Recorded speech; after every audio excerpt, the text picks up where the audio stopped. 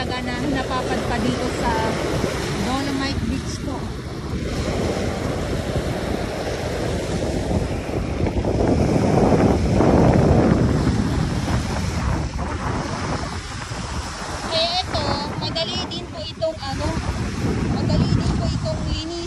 Alisin dito sa Dalampasigan dahil nga po ano siya hindi siya mabigat.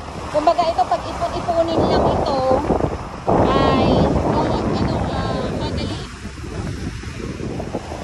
Ayan, nagsisimula na naman ang malakas na alon at malakas na hangin.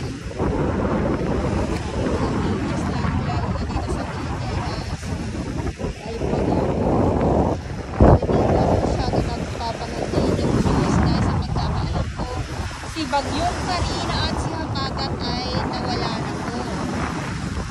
So, hindi ko lang itong nangyayari ngayon dito. Hindi ko alam kung itong lakas ng alon at hangin ay ano pa ito. Or Habagat na naman ba? At nandito tayo ngayon sa may Dolomite Beach. Nandito tayo ngayon sa may... Na-miss nyo ba yung mga ganitong ano? Na-miss nyo ba yung mga ganitong mga nakikita natin? Iba't ibang kulay dito sa Dalampasigan. Na-miss nyo ba ng gusto? Ayan o. Itong mga ano na to, itong mga kalat na nandito muli. Nandito lang naman o. Nandito na mismo sa Dalampasigan. At wala na dito sa may gitna. Madali naman po itong linisin ng mga Manila Bay Warriors. So, nandito naman po yan sila at hindi naman po sila nawawala sa araw-araw tulad ng pinabanggit ko. Umulan, uminit, bumagyo, sila yung nandito araw-araw.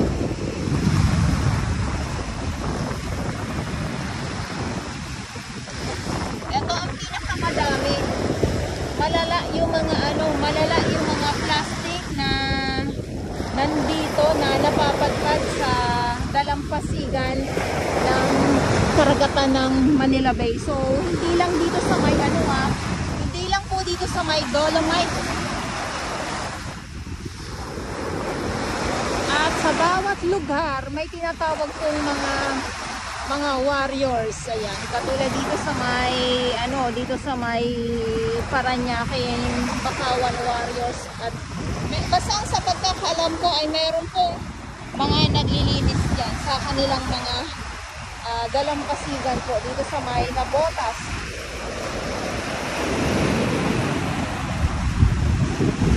Dito sa may Cavite, ayan, grabe.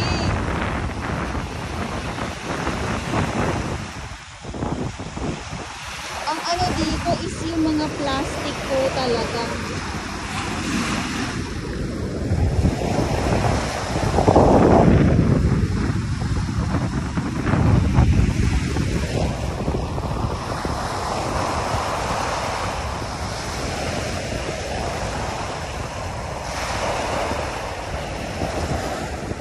Ang madaming napapadpad mga kaplastikan po. Ito mga cup na to ito yung binababanggit ko. Ayan, ito. Ayan yung mga nababanggit ko. Ito.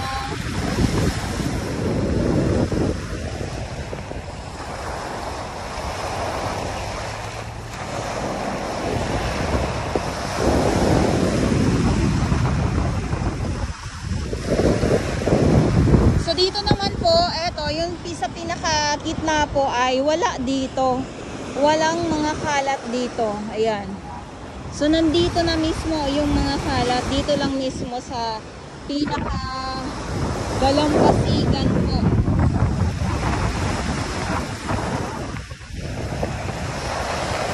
Tapos itong isang sako. Biruin nyo, may isang sako na naman na nakatulad.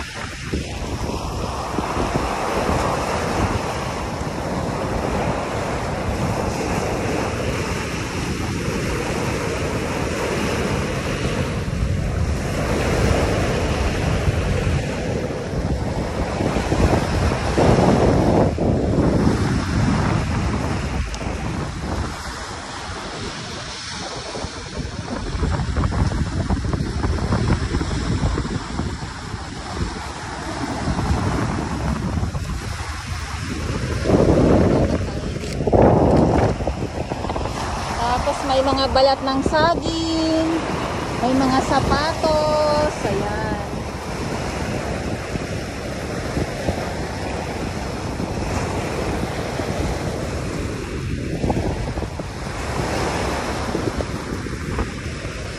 Ito po, may mga tsinelas pa po tayo ditong nakikita.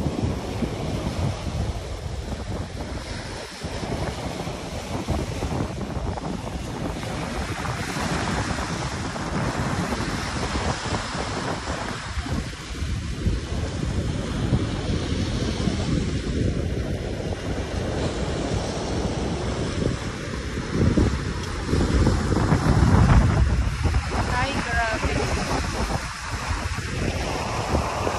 Kaya alam nyo po yung paglilinis ng ating mga Manila Bay Warriors, hindi po ganun kadali. Dahil sa araw-araw na pag laging masama ang panahon, lalo na ganito yung nakikita natin sa araw-araw, hindi madali para sa kanila, sa mga viewers ko, lalong-lalo na sa mga nagsasabi na ang Dolomite Beach ay hindi na daw nililinis, pinabayaan na daw, hindi po. So, nandito po yan sila. Tulad ng binabanggit ko araw-araw, hindi po yan sila nawawala. Bakit ko din po sila binabanggit araw-araw? Kasi sila yung nandito na naglilinis na nakikita ko. At nililinis ang Manila Bay Dolomite Beach. Katulad nga ng sabi ng iba, ay wala na, nag-iba na daw yung admin, so nag-iba na din daw ang Manila. Hindi naman, ito ay hindi naman, para sa akin ito naman po ay hindi na ito bago,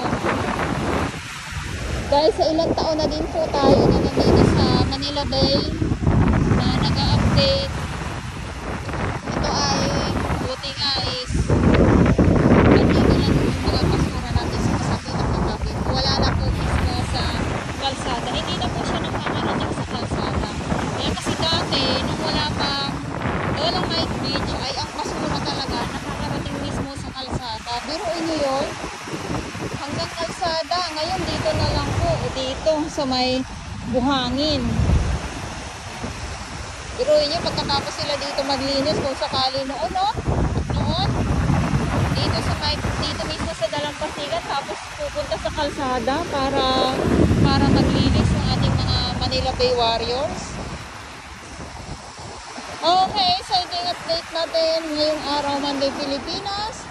Dito ngayon sa Manila Bay Dolomite Beach, at ulitin ko lang po ngayon ay August 5, 2024, at sa mga baguhan, yes, welcome sa channel ni Miss Jolani Dorabas. Mahalin niyo po ako ng buong buo. Yun ay hindi galing sa ilong ng isip. God bless you.